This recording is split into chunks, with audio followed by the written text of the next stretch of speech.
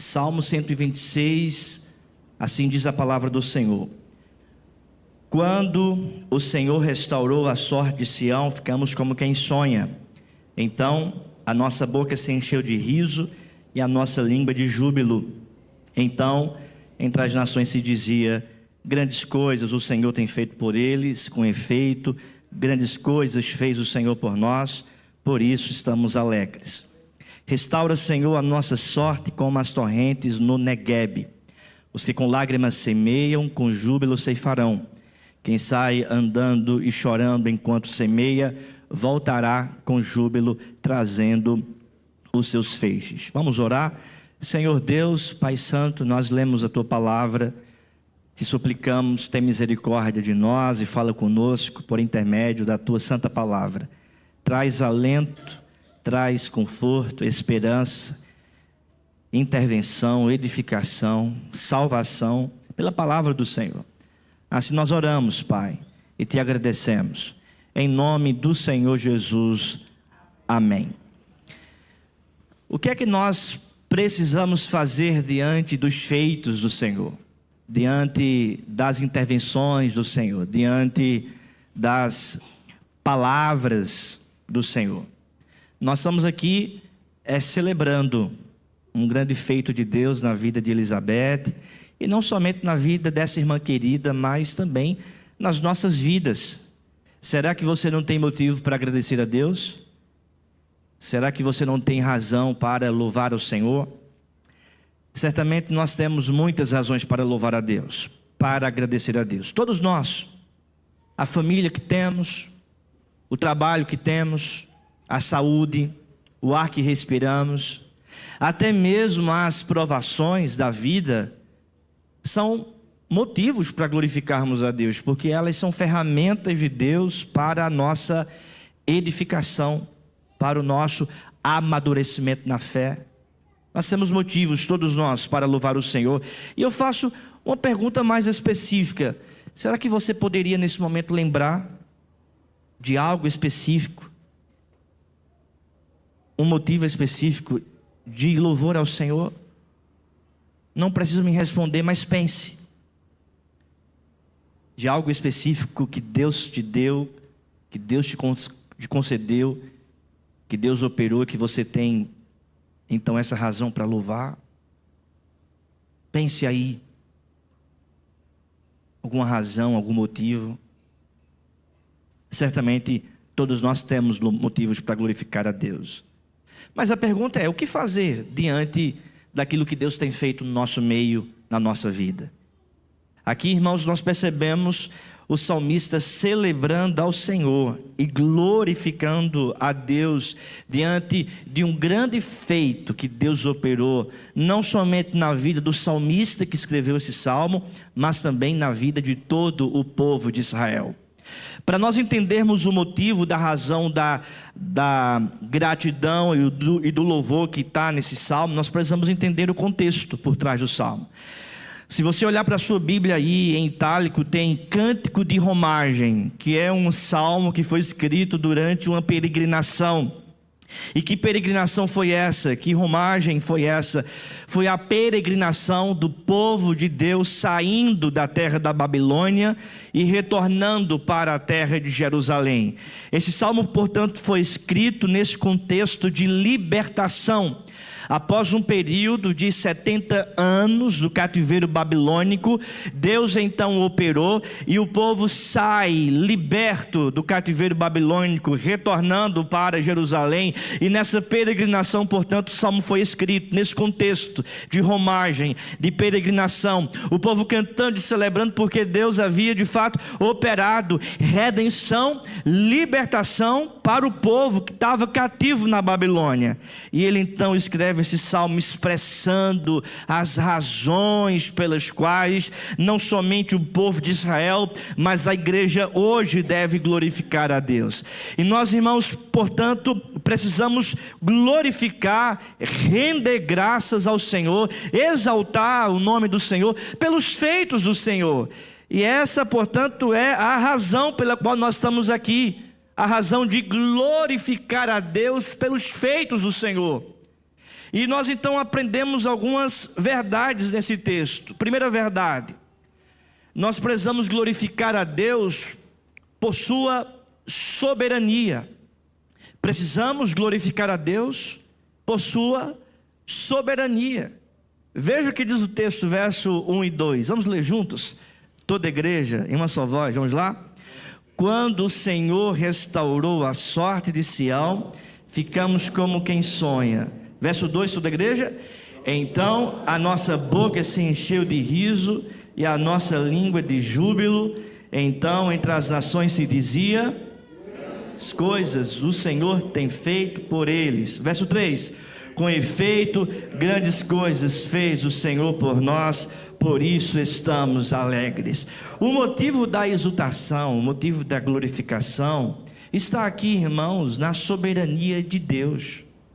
O texto começa dizendo: quando o Senhor, veja que a palavra Senhor está em caixa alta, se referindo aqui ao nome de Deus, aquele nome que foi revelado para Moisés em Êxodo capítulo 3, quando Moisés pergunta: o que é que eu vou dizer para o povo de Israel? Qual é o teu nome? Então Deus fala: diga que o eu sou te enviou. E é esse termo aqui no verso 1 para Senhor, é o eu sou. Aquele que era, aquele que é, aquele que há de vir, aquele que sempre é, aquele que é de eternidade a eternidade, aquele que é soberano. Essa palavra também, Senhor, aponta para a soberania de Deus, aquele que é Senhor dos senhores, Rei dos reis, aquele que preside todas as coisas. E de fato, a razão da restauração, da libertação de Israel, não está naquilo que Israel fez, mas no Senhor. Veja que o objeto da adoração, do louvor, da gratidão, da exaltação, não é Sião, não é Israel, não é o povo, mas é Deus. Ele diz: quando o Senhor restaurou, não foi por causa do rei de Israel, não foi por causa da política que Israel fez, dos líderes israelitas, dos príncipes da congregação, não foi por causa do rei Ciro da Pérsia que libertou o povo daquele cativeiro babilônico. Não! A razão aqui é o Senhor, é a soberania de Deus. E o texto, portanto, diz, quando o Senhor, verso 1, versículo 2, então a nossa boca se encheu de riso, a nossa língua de júbilo. Então entre as nações se dizia: grandes coisas quem fez? Grandes coisas o Senhor tem feito por eles. Verso 3, com efeito, grandes coisas fez quem? Israel? O rei de Israel? Não, grandes coisas fez o Senhor por nós, por isso estamos alegres. O motivo da nossa gratidão, portanto, é o Senhor. Não é por causa simplesmente de uma situação que aconteceu, de uma circunstância que foi então realizada, de uma solução que foi aproveitada, de algo que foi corrigido, de algo que foi apresentado, de um presente. Não, é mais que isso. Nós agradecemos a Deus porque Ele tem feito maravilhas, é Ele que tem aberto portas, é Ele que tem sustentado a nossa história, é Ele que tem restaurado a nossa vida, a nossa saúde, é Ele que tem nos conduzido dia após dia, é Ele que tem feito todas as coisas. Por essa razão, o motivo da nossa glorificação está na soberania de Deus. É Ele que tem feito, é Ele que tem realizado. A justificativa aqui do salmista não foi por causa de Ciro, que na história foi quem de fato deu o decreto para o povo retornar da Babilônia para Jerusalém. A razão não está aqui em Ciro, rei da Pérsia. A razão aqui não está na articulação política dos líderes de Israel, na capacidade de falar, de oratória, ou de conquistar algo, um posicionamento de libertação. Não, a razão reside somente em Deus. E ele, portanto, está reconhecendo que diante das bênçãos que ele tem visto, o Senhor é quem tem operado, porque Ele é soberano. Nós, da mesma forma, precisamos, irmãos, entender que quem tem feito maravilhas no nosso meio é Deus. Ele é soberano e é Ele que tem operado na nossa vida. A segunda verdade, irmãos, a segunda razão está na provisão do Senhor. Veja, a primeira razão está na soberania do Senhor. A segunda razão está na provisão do Senhor. Veja o que diz o versículo 4. Vamos ler todos juntos, em uma só voz, toda a igreja bem forte. Vamos lá? Restaura, Senhor.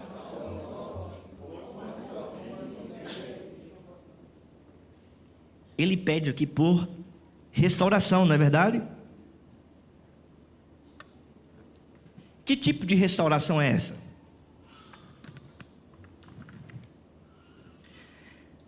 Porque você olha para o verso 1 e pensa: Deus não já restaurou? O verso 1 diz: quando o Senhor restaurou a sorte de Sião. O verso 4 diz: restaura, Senhor, a nossa sorte. E a gente fica pensando: ele não já restaurou? Como é que ele está pedindo agora para restaurar? Nós precisamos entender o contexto. De fato, irmãos, Deus havia restaurado, resgatado, redimido, libertado Israel lá da Babilônia. E eles estão retornando para Jerusalém. Só que quando eles chegam em Jerusalém, eles percebem que muita coisa precisa ser feita, porque a cidade está destruída. Eles precisam reerguer o muro de Jerusalém, eles precisam reestruturar a cidade inteira, eles precisavam reconstruir o templo de Jerusalém. Então muita coisa deveria ser feita. Então Deus havia libertado, glória ao Senhor, eles estão retornando para Jerusalém, mas quando eles olham para Jerusalém, eles percebem: eita, muita coisa tem que ser feita, muito trabalho tem que ser realizado. O que é que eles fazem? Eles clamam novamente a Deus, dizendo: restaura, Senhor, a nossa sorte. Ou seja, continua essa obra que o Senhor começou. Nos ajuda a reconstruir a cidade, nos ajuda a caminhar, a continuar e concluir essa obra. É por isso que ele ora: restaura, Senhor, a nossa sorte. Como as torrentes do Negueb, ele utiliza então um padrão, um modelo, um exemplo, dizendo como as torrentes no Negueb. E reverendo, você pode perguntar: o que é que significa isso? Quando a gente vai para aquela região, estudar essa região do Negueb, essa região é uma região muito seca, uma terra árida, rochosa. Entretanto, há um período do ano em que Deus manda chuva, em que de fato chove. E isso em sintonia com o verão, onde os picos dos montes estão com muito gelo, e esse gelo se derrete, e então a água desce e se une com a chuva que chega justamente nesse período, nessa região árida, seca. E aquilo que era árido, seca, se torna um manancial, uma água maravilhosa brota, jorra nesse lugar. E toda terra seca vira uma terra muito fértil. O verde aparece, o fruto aparece. Por quê? Porque pela providência de Deus nas estações, acontece de chuva ser ali derramada e águas de montanhas descendo e se encontrando com essas águas que caem do céu, tornando a terra fértil e muito produtiva. Ele, portanto, está pegando o exemplo da geografia e dizendo: Deus restaura a nossa sorte, assim como em uma terra seca o Senhor traz o manancial, assim também faz no nosso meio, com a tua provisão, com a tua chuva, com as tuas águas, e restaura a nossa sorte, continua trabalhando na nossa vida. Portanto, irmãos, o salmista aqui está glorificando a Deus pela sua provisão. No tempo certo a água chega e há torrentes no Negueb para fertilizar a terra. Da mesma forma, Senhor, manda as tuas águas no tempo certo para ser bênçãos na nossa vida, bênçãos em nossa família, bênção em nossa casa, bênção em nossa história. É um reconhecimento, uma dependência, uma necessidade da provisão do Senhor.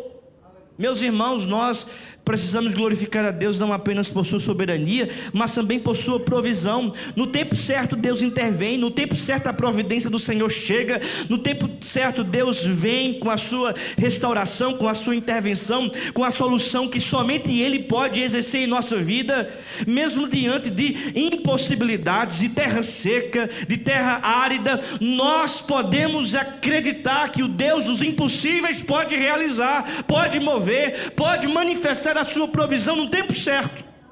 Irmãos, nós cremos na provisão de Deus. Nós cremos que essa provisão chega no momento certo, na hora certa. Nosso Deus não falha, Ele há de sustentar a nossa vida, e aquilo que Ele começou, Ele há de concluir.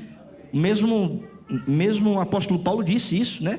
aquele que começou a boa obra em vós, ele há de completá-la. Então nós cremos na provisão de Deus que vai nutrir a nossa vida dia após dia, porque a obra dele, que ele realizou, que ele começou, ele há de concluir, ele há de terminar. Nós cremos no Deus que começa e termina.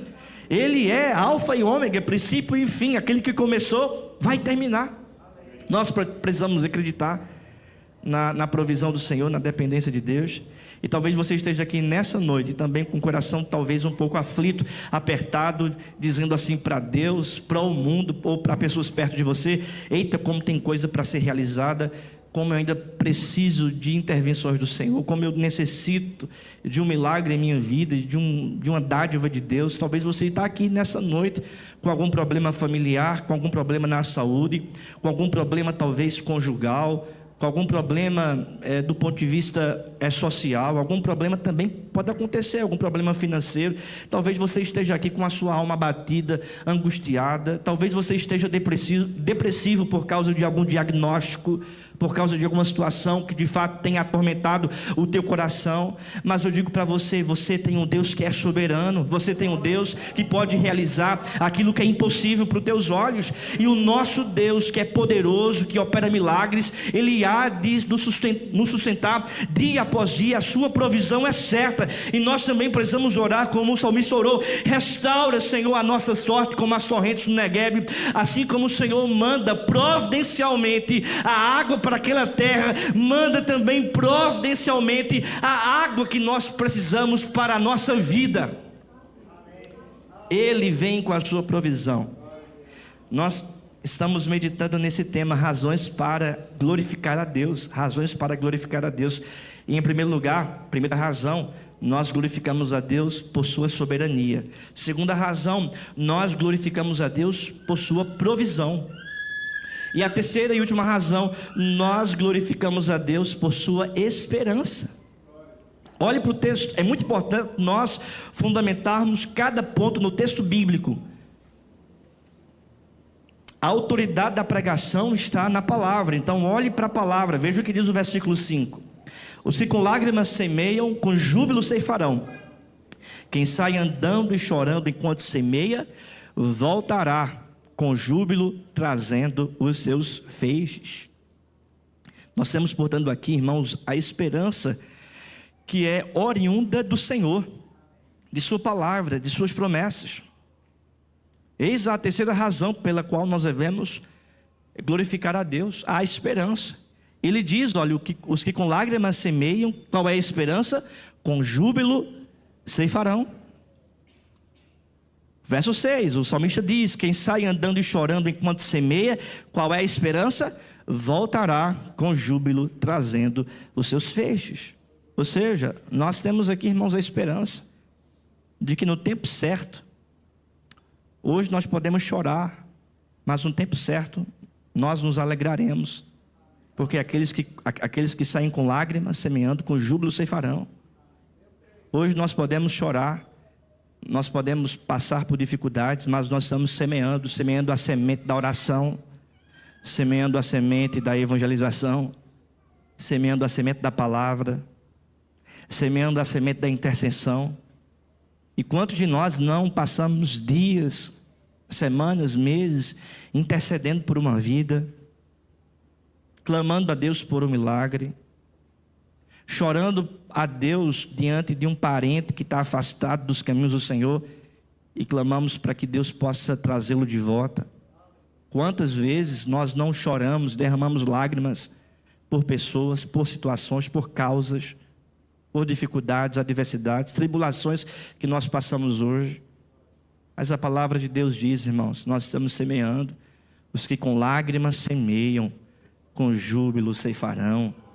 Quem sai hoje andando e chorando enquanto semeia, um dia voltará trazendo os seus feixes. Um dia Deus vai, irmãos, responder às nossas orações. E nós precisamos ser como aquele servo, né, importuno, né? Qual é a palavra?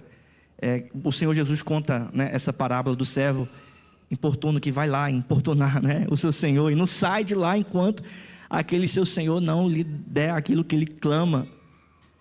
E ele diz, o Senhor Jesus, assim vocês devem ser, vocês devem orar, orar, orar, até o Senhor atender. Nós precisamos perseverar em oração e clamar a Deus sempre. E o nosso Deus se inclina para nos ouvir.